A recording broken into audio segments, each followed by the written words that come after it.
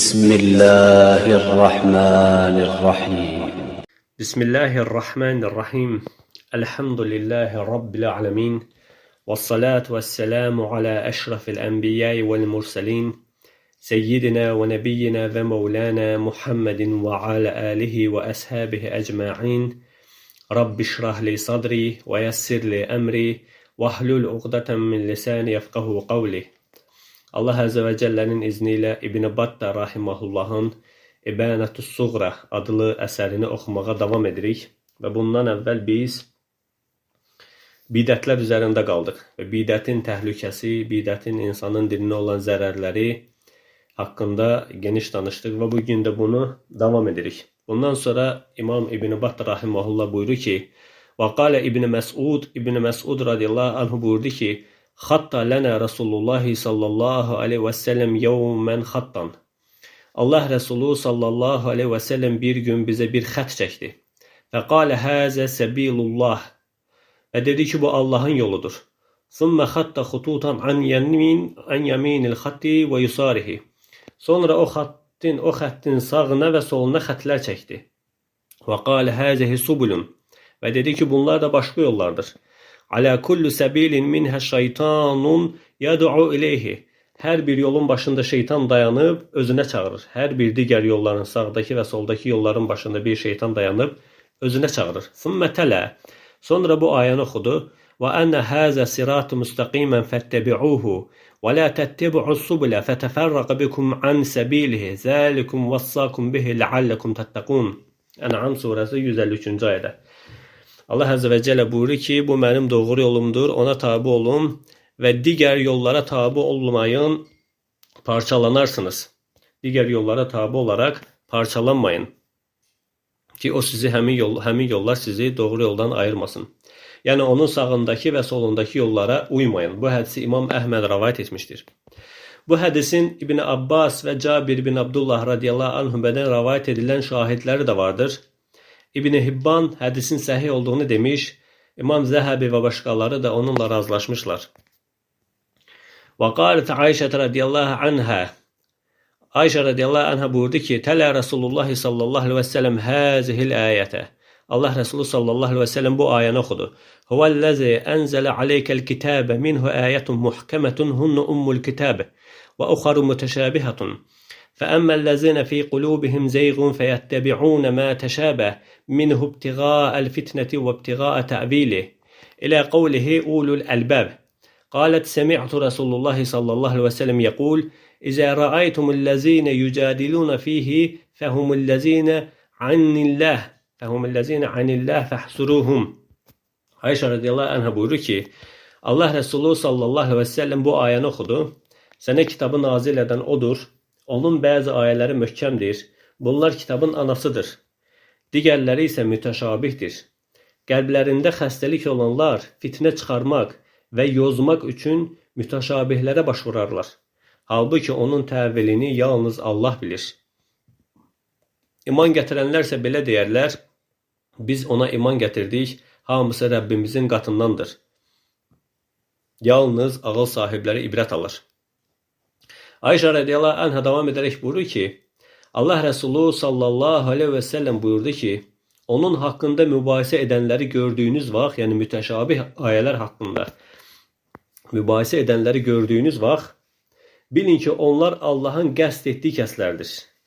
Yəni, qəlbində zeyq olan, qəlbində xəstəlik olan, fitnə çıxarmaq istəyənlər. Onlardan uzaq durun. Bu hədisi İmam Buxari və Müslim rəvayət etmişdir.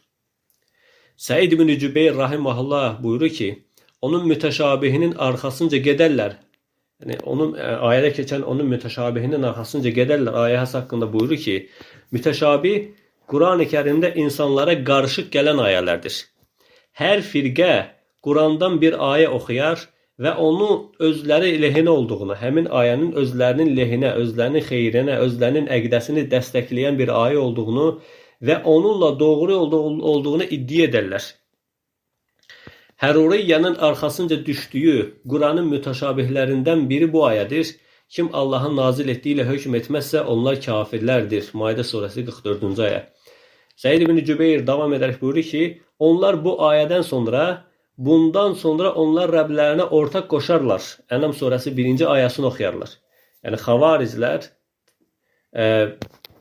kim Allahın nazil etdiyi ilə hökm etməzsə, onlar kafirlərdir ayəsindən sonra o bir ayəni oxuyarlar. Bundan sonra onlar Rəblərinə ortaq qoşarlar ayəsini oxuyarlar və deyirlər ki, hakimin haqqı olmayan bir hökmlə hökm etdiyini gördükdə bu kafir oldu. Kafir olan da Rəbbinə şərik qoşmuşdur.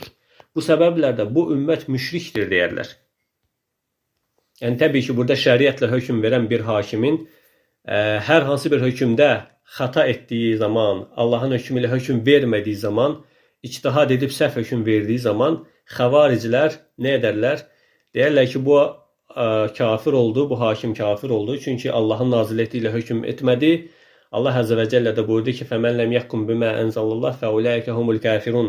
Kim Allahın nazil etdiyi ilə hökm etməzsə, onlar kafirlərdir. Və ondan sonra da digər ayəni ona qoşarlar. Deyərlər ki, bundan sonra onlar Rəblərinə ortaq qoşarlar. Ənam surəsi 1-ci ayəni də ona qoşarlar və bununla öz əqidələrini dəstəkləyərlər və belə deyərlər. Hakim haqq olmayan bir hökmlə hökm etdi. Bu kafir oldu. Kafir olan da Rəbbinə şərik qoşmuşdur. Və bu səbəblə də bütün ümməti təkfir edərlər. Deyərlər ki, ümmət müşrikdir. Beləliklə, xuruc edərlər və gördüyün şeylər edərlər. Çünki onlar bu ayəni səhv təvil etdilər. Əyyub Əs-Səxtiyani rahimehullah buyurur ki, həva əhlindən mütəşabihləri əsas alaraq mübahisə etməyən birisini bilmirəm. Mütəşabihləri əsas alaraq mübahisə etməyən birisini bilmirəm. Yəni bu mütləq belə olmalıdır. Kim mütəşabih ayələr üzərində öz əqidəsini qurarsa, mütləq mübahisə dənizinə girər. Mütləq haldan hala düşər. Bugün bir çox insanların demək olar ki, bütün bidət əhlinin azğınlığa düşdüyü nöqtə. Hansı bidət əhlinə baxırsınız, baxın, öz zəlalətlərini bu bir ayəyə söykərlər ki, o ayə barəsində sələfin sözlərinə əsla baxmazlar. Halbuki, əhl-i sünnət dedikdə ən birinci nəzərdə tutulan odur ki, onlar Allah Əzzə və Cəllənin kitabını və Rəsulunun sünnəsini sələfi salihin təfsir etdiyi kimi təfsir edərlər. Özlərindən əsla bir ayəni təfsir etməzlər. Sələf bu ayələri nəyə şamil edibsə, ona şamil edərlər. Bidət əhli isə hansı ayənin möhkəm, hansı ayənin mütəşabih olduğunu sələfə baxaraq yox, öz qurduqları əqidəyə uyğun gəlib gəlməməsi ilə ölçərlər. Hansı ayə öz uydurduqları ayəyə münasibdirsə, zahirən onu dəstəkləyirmiş kimi görünürsə, o ayəni möhkəm qəbul edərlər və insanlara belə təqdim edərlər. Əgər bir ayə zahirən onların əqidəsinə uyğun gələrsə, nə edərlər? O ayənin üzərinə bağlanarlar, o ayəni möhkəm ayələrdən zənn edərlər. Halbuki o ayə möhkəm ayədirmi, mütəşabih ayədirmi deyə əsla sələfə baxmazlar, əsla təfsirə baxmazlar. Sələf imamlarının bu ayə haqqında nə dediyinə baxmazlar. Bu ayənin nazil olma səbəbinə baxmazlar. Məsələn, Əşari, Məturidi, kəlam əhli, digər Mü'təzilə firqələri 3 nəfərin 4-cüsü, 5 nəfərin 6-cı Allahdır. Harada olursanız olun, Allah oradadır. Kimi Allah sizinlədir kimi ayələri əsas alaraq bu ayələri möhkəm qəbul edərlər və nə edərlər? Bununla insanları azzararlar. Allah Əzzə və Cəllənin ərşdə olmadığını, səmaya ucalmadığını etiqad edərlər, ərşin üzərində, səmanın üzərində olduğunu inkar edərlər və bu mütəşabih ayələrlə əqidə qurarlar. Halbuki sələf imamları bu ayələri möhkəmlərin kölgəsində təfsir etmiş. Bu cür mütəşabih ayələrə görə möhkəmləri tərk etməmişlər və ya adını güncəl məsələlər qoyub, özündən din uyduran, əqidə uyduran kəslər bir ayəni götürərlər, əqillərində nə qədər uydurduqları əqidə varsa, onu həmən ayəyə söykəyərlər. Məsələn, Nisa 60 ayəsini götürərlər, yuridunə ən yətəhəkamu ilə tağut, onlar tağuta mühakim olmaq istəyirlər, ayəsini götürərlər və əllərinə keçən nə varsa, bu ayə ilə dəstəkləyərlər.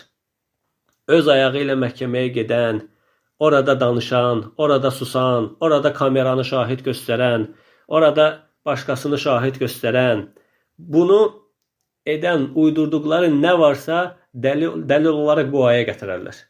Bir əqidə uydurarlar, deyərlər dəlil bu ayadır. Oraya öz ayağınla getdin, kafirsən, dəlil bu ayadır.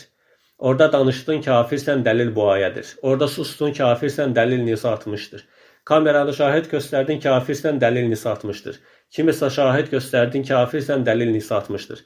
Yəni, əqillərində gələn nə varsa, bir aya ilə uydurduqları əqidəni bir aya ilə dəstəkləməyə çalışarlar. Ona görə də İbn Teymiyyə rahimehullah buyurur ki, Əhlüsünnə dəlillərə, ayələrə baxar, sonra etiqad edər. Bidət əhli isə əvvəl etiqad edər, sonra onu əsaslandırmaq üçün dəlillər axtararlar. Ona görə qardaşlar, əsla bir əqidə üzərində sabit qalmazlar. Çünki əqidə dəlilə yox, məntiqə, əqlə əsaslanır. Məntiq də zəif olarsa, ümumiyyətlə ortaya belə biabırçı mənzərələr çıxır. Sən məntiqlə, əqillə bir əqidə qurursan, sonra onu ayə ilə dəstəkləmək istəyirsən. Halbuki bu mümkün deyil. Allahın intiqamı ağırdır. Allah Əzzə və Cəllə sənin uydurduğun bidətlərə, sənin uydurduğun, məntiqinlə uydurduğun əqidəni dəstəkləmək üçün ayələr nazil etməyib. Allah Əzzə və Cəllə belə bir insanı əsla haqq üzərində sabit saxlamaz. O haldan hala düşər, gündə bir əqidə qurar, gündə bir etiqada düşər, sonra isə tamamilə yolunu azar, ümumiyyətlə əhl-i sünnətin yolundan çıxar, hətta İslamdan belə çıxar.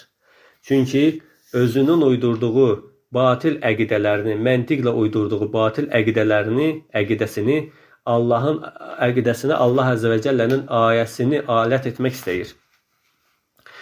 Halbuki bu mümkün deyil. Ayələr əqlin uydurduqlarını dəstəkləmək üçün gəlməyib. Ayələr Allahın kəlamıdır, Allahın muradıdır. Allahın elmidir. Ayələr Allahın muradını insanlara çatdırır. Sənin qurduğun əqidəni gücləndirmək üçün deyil.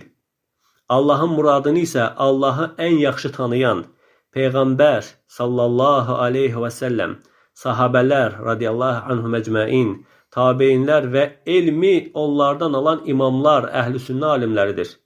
Onlar ayələri necə təfsir edib, necə açıqlayıbsa, bu elmdir. Bundan başqası isə bidət və zəlalətdir. Və qalə sallallahu aleyhi və səlləm, Allah Resulü sallallahu aleyhi və səlləm buyurdu ki, Mə dallə qavmun bə'də hudən kənu aleyhi illə utul cədəl.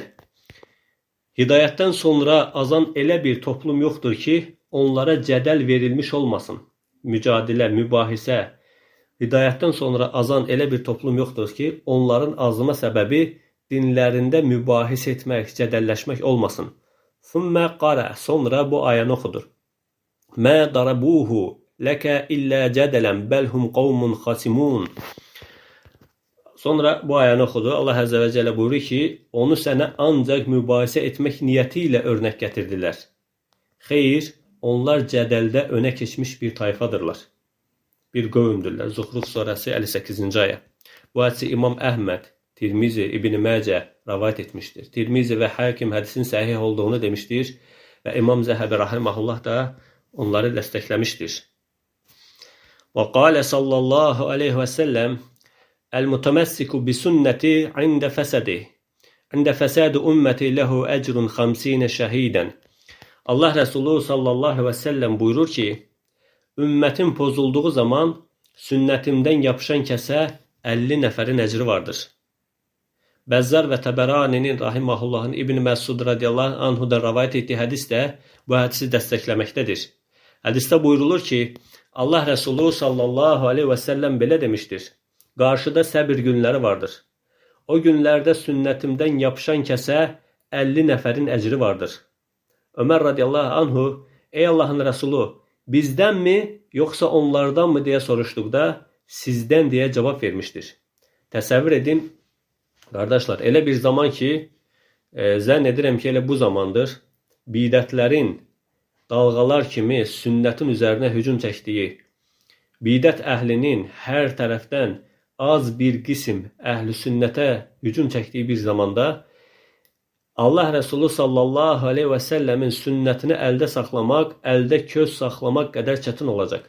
Və həmən gün bir sünnəti əldə saxlayan, bir sünnəti yaşadan, bir sünnətə əməl edən kəsə 50 sahabənin əcri vardır. 50 sahabənin. İmam Sabuni rahimehullah Əqidə kitabında buyurur ki, kim Allah Resulü sallallahu aleyhi və səlləmin sünnətindən yapışıb onunla əməl edərsə, ondan ayrılmazsa, insanları ona dəvət edərsə, onun əcri İslamın ilk günlərində bunu edənlərin əcrindən daha çox olar. İslamın ilk günlərində, İslamın ən ağır günlərində Əbu Bəkirin təzəcə iman gətirdiyi günlərdə, Qureyşin yeni iman gətirən Bilal, Ammar kimi sahabələrə əziyyət verdiyi, döydüyü, öldürdüyü bir günlərdə sahabələrin halına baxın. İmam Sabuni buyurur ki, kim Allahın Resulünün sallallahu aleyhi və səlləmin sünnətindən yapışıb onunla əməl edərsə, İslamın ilk günlərində bunu edənlərin əcrindən daha çox əcri olar. Çünki Allah Resulü sallallahu aleyhi və səlləm bu kəs haqqında 50 nəfərin əcri var demişdir. O, bunu ümmət ifsad olduğu günlərdə sünnət ilə əməl edən və sünnətə çağıran kəs haqqında söyləmişdir. Yenə Sabuni rahimehullah buyurur ki, sünnətdən yapışan kəs qızmar közü əlinə alan kimsə kimidir. Bugün sünnətdən yapışmaq mənə görə Allah yolunda qılınc çəkməkdən daha fəzilətlidir. Bugün sünnətdən yapışmaq mənə görə Allah yolunda qılınc çəkməkdən daha fəzilətlidir. Və qalə sallallahu aleyhi və səlləm, Allah Resulü sallallahu aleyhi və səlləm buyurur ki, Əl-mütəməssiku bidinihi fil-hərci kəl-mühaciri eləyyə. Hərc-mərcilik zamanı, fitnə fəsad zamanı, sünnətdən, dinindən möhkəm yapışan kəs mənə hicrət etmiş kimidir. Mənə hicrət etmiş kimidir. Yəni, qardaşlar, belə bir zamanda Allah Resulü sallallahu aleyhi və səlləmin sünnətindən yapışmaq, demək olar ki, ibadətlərin ən fəzilətlisidir. İbadətlərin ən fəzilətlisidir. Çünki din bununla ayaq üstə qalır. Çünki din sünnətdən yapışmaqla ayaq üstə qalır. Çünki din sünnətə dəvət etməklə, sünnət uğrunda mücadilə etməklə sonraki nəsillərə ötürülür. Əgər bugün biz bu dini müdafiə etməsək, sünnəti müdafiə etməsək, sünnəti bilib ona əməl etməsək, gələcək nəsillərə xurafatdan, bidətdən başqa bir şey çatdırmarıq. Ona görə də qardaşlar, sünnəti bilin, sünnəti öyrənin və sünnəti sünnət əhlindən, əhli sünnətin imamlarından öyrənin. İlk 3 xeyirli nəsildən və onlara ehsan üzərə tabi olan kəslərdən öyrənin. Heç bir ayəni, heç bir hədisi özlərinizdə xoş gələn, özünüzə xoş gələn, nəfsinizə xoş gələn şəkildə təfsir etməyin. Heç bir ayəni sələfin təfsir etmədiyi şəkildə təfsir etməyin. Necə ki, İbn Teymiyyə rahimehullah buyurur ki, kim Quranı sələfin təfsir etmədiyi şəkildə, sələfə yad şəkildə təfsir edərsə zındıq olar. Subhanəkə Allahumma və bihəmdik. Əşhədu ən la ilahə illə ənt. Əstəğfiruka və etûbu ileyk.